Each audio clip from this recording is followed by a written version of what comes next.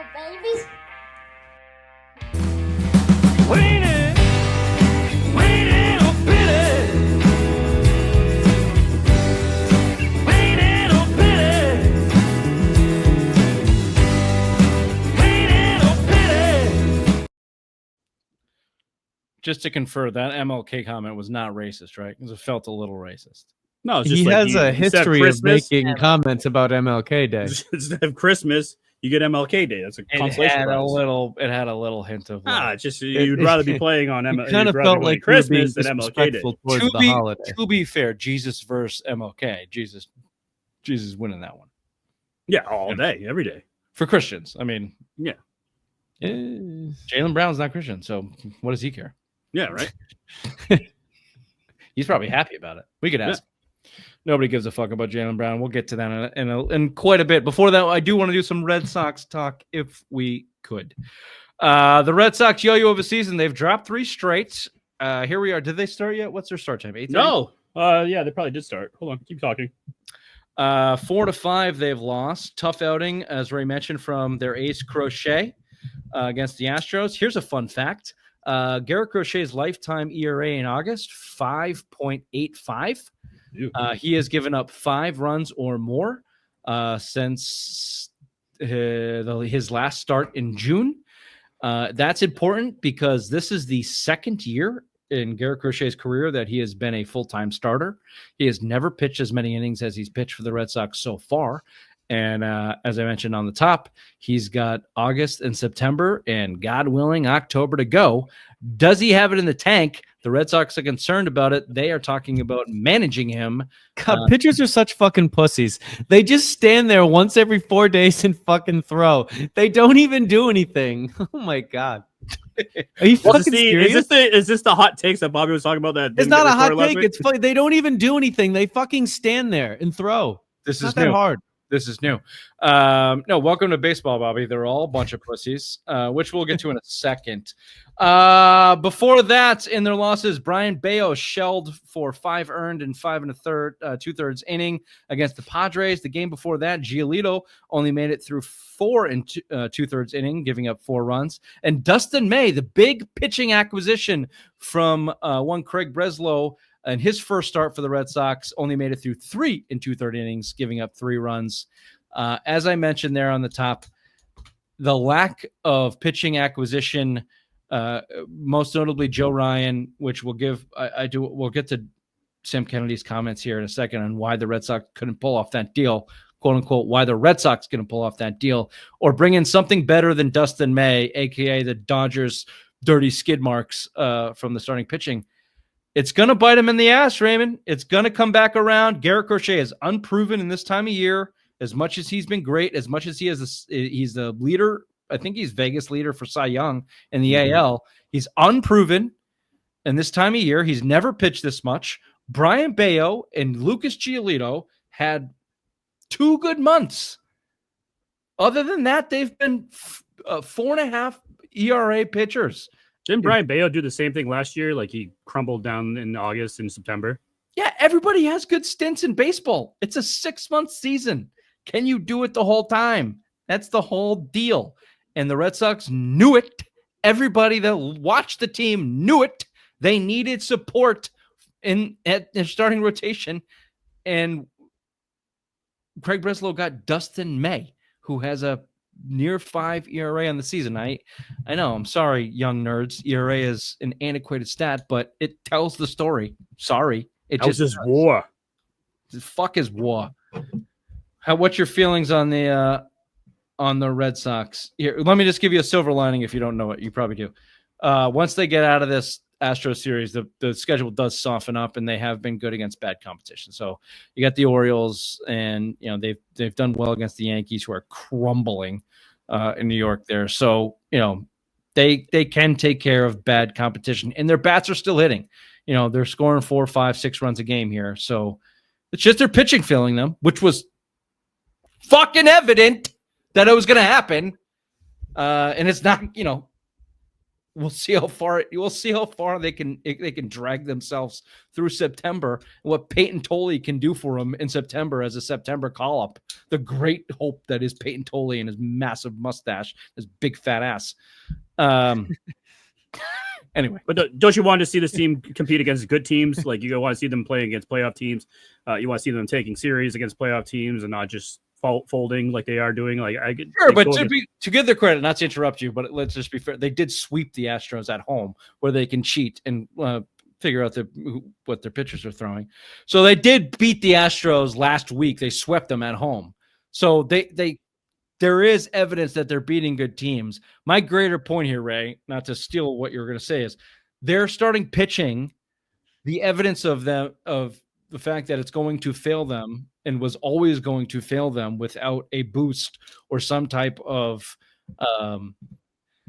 jolt is starting to come to fruition. Starting with your main guy and Crochet, who could use just kind of like take one start off just to rest and spread his starts out there. But he can't. Not that I agree with it, Bobby. I agree that as a 26-year-old, stop being a pussy, throw the ball. But this is the realization of it is they can't do that anymore. So once every 4 days, you don't even have to do it every day. Sorry, Raymond. Finish your thought. No, I'm just saying you just want to see them competing against good teams. I mean, this was their big stretch. The gauntlet, they've held their own since July 1st. I mean, they're starting to slow down. And now they go against weaker competition. This is going to be a playoff team. I just want to see them compete against playoff caliber teams and beat them. You know, instead of just Garrett Crochet being the ace out there and, you know, guaranteeing a win, you want to see Lucas Giolito, Brian Bayo, those guys competing and getting wins under their belt before the playoffs start because, like I said, they will be a playoff team. The most important thing for this team is to make the playoffs. 4 guys like Bayo, 4 guys like Roman Anthony, Meyer, the young core that they plan to move forward with, that they keep touting. They keep telling us they got 6 young guys under contract for 6 to 8 years. Ray, we haven't been able to talk about the Roman Anthony 8-year extension. If you want to touch on that a little bit, we can. But they've got a young core that they're looking to build around that need playoff experience, including Crochet, who's a young guy that has not been there yet. They cannot fumble this bag. They cannot go on some crazy losing streak. They cannot afford a Crochet injury. They cannot afford Giolito to go back full pumpkin 5.76 ERA mode. They can't afford Brian Bayo to go back to his mid-4 ERA. Craig Breslow failed to bring you the adequate support that this team needed to make a push for the playoffs. They said their roster was good enough to get them there. They have to be good enough to get them there. If they fail epically down the stretch, which is 100% on the table, by the way. To think that they're not going to do it is crazy. It's 100% on the table that they fucking lose 11 in a row. And their pitching could fall apart in the blink of an eye. If they do that, you're starting back from zero. You have to make the playoffs.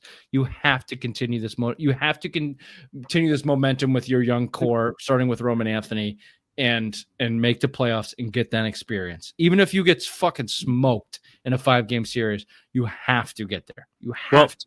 If you go by the nerds and fangraph.com, which has all the odds on teams making the playoffs, the Red Sox are at 68.9% to make the playoffs, which obviously you round up, like Miss Tungsock Porter told me. That'd be 69%. Nice.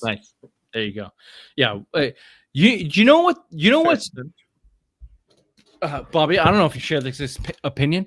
This is happens in baseball a lot, but it happens in all sports now. And the percentages, the winning percentages happens on a game-to-game basis, and the percentages to make the playoffs happens on a weekly basis, whatever. You know what you can do with those percentages? Shove it up your fucking ass. They mean absolutely nothing. The Red Sox had a 28% chance to make the playoffs at the beginning of June. Now they're at 69. Nice. You know why? Because they go out every day and actually operate in the real world and win or lose baseball games. Your percentages have there's not enough fucking data in the world to predict the fucking future. You assholes, okay? Unless you're fucking tell Nostradamus that, bitch. Unless you're some, top of the world organization BlackRock or something that literally has time travelers working for them. What? Do that Spirit Walk of Truth on your own time. The fucking nerds, the baseball nerds, can't tell me what the percentage of a baseball team to make the playoff is. They don't have enough fucking... It's so stupid. It's the stupidest shit in the world. It flips on a dime every week because they win 3 games in a row against a shitty team. And then they lose 2 games out of 3 against a good team. It's like... baseball. I fucking hate baseball, people. I hate baseball. I hate baseball players. I hate all of them. Everything they have to do with it. They don't take into account any real life situation. They just look at the fucking data on the stats and you have 60% chance. Then they win 4 games. Like, holy shit, they got a fucking 80% chance. Like, no kidding, dumbasses. It's fucking 162 games. You win 10 in a row. Your chances go up. You fucking idiots. God, I am so stupid, but they are the dumbest motherfuckers on the planet. The percentages to make the playoffs. What are you talking about? What are you talking about? It's so stupid. It's so fucking stupid. We'll be right back with Celtics Shock. I'll fade away.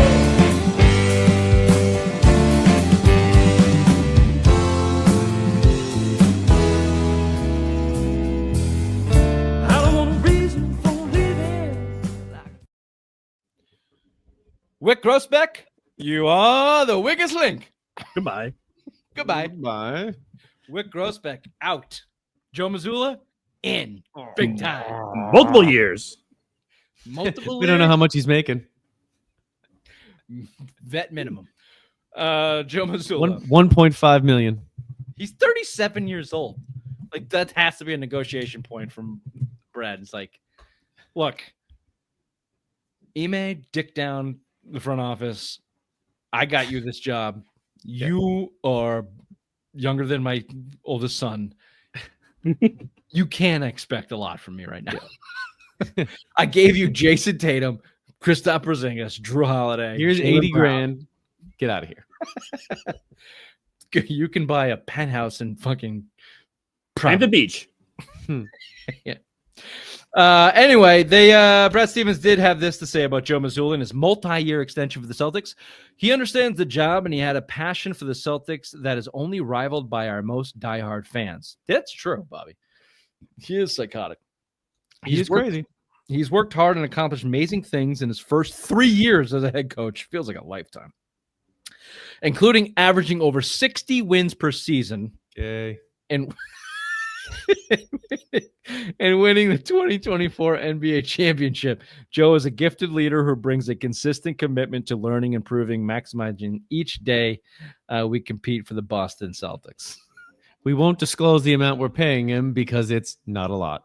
The averaging 60 wins per season is rich. Like, come on.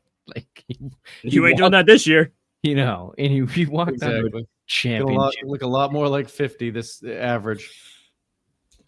Wyc Grousbeck out, Raymond. The plan, quote, forget where this came from. The plan had been for Grousbeck to remain through 2028. Chisholm assumes the governor title, and the transfer will be finalized soon. As of now, there is no clear indication as to what happened to change the plan that was set in place. Oh, this is from The Athletic, I think. This is from Shams. Grousbeck staying on his part deal was supposedly a part of the sale that went through with Chisholm over other buyers. Although it's in the NBA bylaws that you can't be a governor of the team without owning 15% of the team, which Wyc Grousbeck never owned 15% of the Celtics. Boom. His daddy did. So he been skating on that shit for years. And the NBA said, you can't do that anymore, buddy. You got to go. So there you go. More of the same. Wyc Grousbeck is out. The latest I heard driving home is that Wyc Grousbeck will remain as some type of partner to Bill Chisholm. Like a governor, like assistant governor or something until 2028. Feels like a Butler situation. Like he's just going to... Assistant. Yeah, they're just making up. Like the guy that held the umbrella for P. Diddy. Maybe minus the sex trafficking and stuff. I'm thinking more of a Dwight Schrute assistant to the assistant to the assistant to the assistant. That's Wyc's role at this point in time. It leads me to my bigger question, and let me do this first. Let me preface it this way. I think there's real reason to worry about the future of the Boston Celtics. This is just part of it. The Wyc Grousbeck thing is just part of it. This feels like either they tried to slide one by the NBA, or they knew it was going to come and they figureheaded Wyc Grousbeck to the sale to make the Celtics fans feel better about it. But it's all part of the bigger picture here. And this is Celtics ownership, new ownership under Bill Chisholm, who is a private equity leader who owns... Was a hussy for a wife who just likes to make sex novels. Yeah, she is. Yeah. Let's make sex novels. But more importantly, Bill Chisholm's ownership of this team is not majority. His company is majority. And then he's got a bunch of other fucking investors on the side, all of it private equity, all of which you have shareholders to account for, all of which dependent on market, not fucking just Daddy Grousbeck and his Scrooge McDuck mansion full of gold coins that, he doesn't give a fuck about. No, this is fake money. This is all fake fucking money on the internet going up and down depending on what's going on in the world right now. And just Google anything about private equity ownership over the past 25 years and what's happened to any company or pension group specifically that bought into that shit. Dead. They're all fucking dead. So I'm just saying, watch out. Pro sports has a pretty fail-safe history to it. It's hard to lose in pro sports as an owner, but it does affect the way you spend money. Anyway, so how it reflects the Celtics on the court. Your most recent roster moves. George Niang and his $8-point-something million moved with some second-round picks to the Utah Jazz. In return, they get rookie RJ Luis Jr., an undrafted guy. I think it was the Big East Player of the Year. Once played for UMass. Another wing guy. Whoop-de-doo. Chris Boucher signed a 1-year, $3.3 million year. This is a legitimate NBA player. 32 years old. He owns every record from a bench player on the Toronto Raptors. He has 2 championships. He's an undersized big that seems to fit the Joe Mazzulla role, kind of an Al Horford type.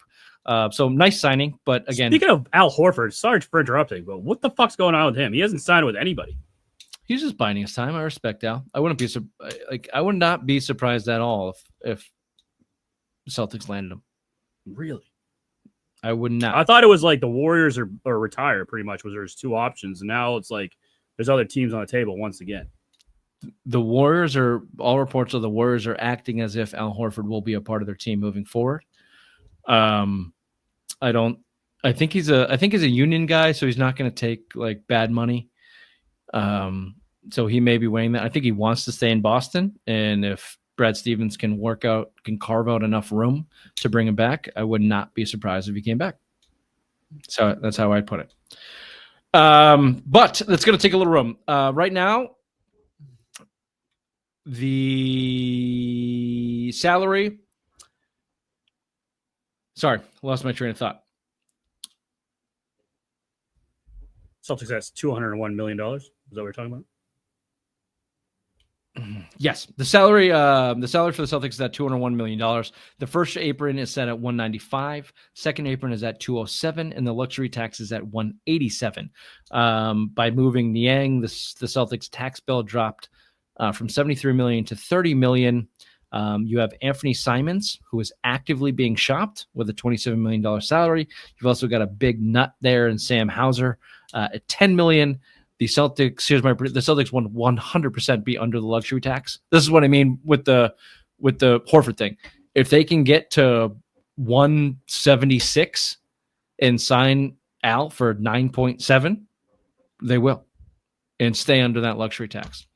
It's just a matter of what Brad can do with that Anthony Simons deal. How much of that 27 can he get off the books? And does he want to? Can he substitute Sam Hauser's production with something else to still remain somewhat competitive? Because I do think that's their goal. and this is kind of the bigger idea. I'll throw it over to you guys. Get your opinions on this and move on. I think, well, what I know is the Jason Tatum injury was the best shield for this new ownership that they could have asked for. They're using this year obviously as a financial reset. They can't tank because Jaylen Brown and Derek White are too good. Peyton Pritchard, they've got too much talent on the team to tank, but they are going to financially get into a level to be comfortable with it. And then next year, the question will be, and really the big pressure on this ownership, will you reinvest that money to achieve a championship in this 3 to 5 year window with Jaylen Brown and Jason Tatum? And that's where I think you can place your worry. Will they actually do that? I'm not totally sure, but they're not going to tank this year. They're going to reposition themselves to reinvest next year. Jason Tatum is on an upward trajectory to be back by February. Fucking guy's walking around without a boot already. It sounds like he's playing in LA right now. So, like the optimistic view is you can say that, and Jason Tatum comes back to a subpar team. He gets his legs under him. He takes half a year to rehab in full NBA form. They get to the playoffs. They lose in the second round or so because they got shit around them. And then next offseason, they reinvest with Tatum fully healthy into 2027. That's your best case scenario. Tatum gets a third of the year to rehab an NBA competition, and you reinvest. And then the question becomes: does the new ownership really reinvest? What do you think? Or if Jaylen Brown plays out of his mind and they can become a 3 seed, 2 seed, do you trade him for a lot of assets come next season? That's another question. Because if they're trying to save money and they, like you said, all these people are part of the board, you try to get the bang for your buck. So would you get rid of a max player like him and try to get other assets to build around Jason Tatum? Go ahead, Bobby. The injury didn't force it makes it so they don't have to show their hand yet. If Tatum wasn't injured, they would have had to make a move to stay competitive. They don't have to do that this year. They can wait. They can go into next season. They can do it in the midseason next year if the right deal's there, or in the offseason next year. It gave them all the time in the world to either use their resources when it's the most beneficial or gather more for a later strike later. If they roll into next season, if Jaylen Brown goes off this year, which I highly doubt he will, if he goes off and they go into next season and they trade him, there's your red flag. There's your red flag. Yeah. This ownership should be looking to going into next season and committing money up to the second apron around Tatum and Brown to go for a championship for the next 2 or 3 years. That the new NBA is built around 2 or 3 year windows. The Celtics have a top 5 player and a top 20 player. You don't get that often. If they're truly about winning, they're not trading those guys. They're building around them to win as they approach their 30-year-old seasons. If they trade Jaylen Brown, that's all you need to see. That's all you need to see to understand what this ownership group's priorities are. Mm-hmm. Money. It's just going to take, it's going to take over a year to find that out. Which sucks. Yeah. Until then, we'll see. To your point, Ray, the East is shit. So could the Celtics compete for a top 4 seed with Jaylen Brown, Derek White, Peyton Pritchard? Maybe. I'm lower. I am not as optimistic on Jaylen Brown as a guy that can lead a team to that as you, for a couple reasons. I don't think the skill set matches, and I don't think he can stay healthy.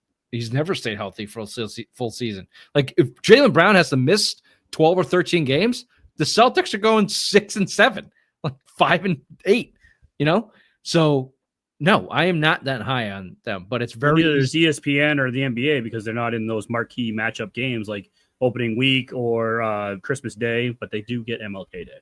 Here's where the league fucked up on that deal. Christmas thing. The Celtics were just sold for $7 billion, and you're not going to give that owner a nod on fucking Christmas as one of the marquee franchises in the NBA with a Jaylen Brown, a Finals MVP. I get Tatum's not there. I get that, but you're putting the Mavs and Kyrie Irving, who's got a blown, what is he, ACL? Cooper Flag. Achilles? Yeah, you got the number one. He's white.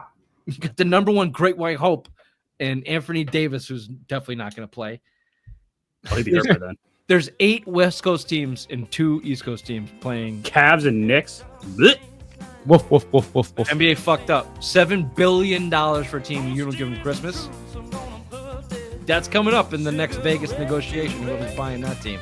Mm-hmm. Bet on that. Okay, we'll be right back with This or That with you, Bobby.